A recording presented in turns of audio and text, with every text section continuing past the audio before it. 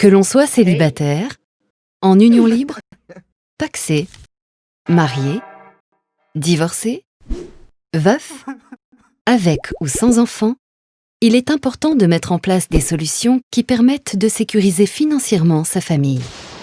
Ces solutions dépendent de la situation de chacun.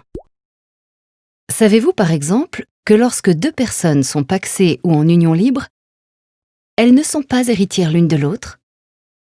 Ainsi, si l'une des deux décède sans avoir fait de testament, l'autre n'héritera de rien. En revanche, le mariage permet de protéger son conjoint en cas de décès. Quand deux personnes se marient, elles peuvent choisir entre un régime matrimonial communautaire ou un régime matrimonial séparatiste.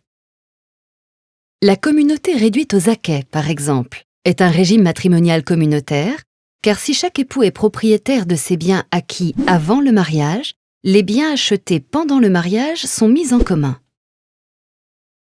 La séparation des biens, quant à elle, est un régime matrimonial séparatiste, car chaque époux est propriétaire de ses biens propres et les biens achetés ensemble appartiennent aux deux époux au prorata de leurs apports respectifs.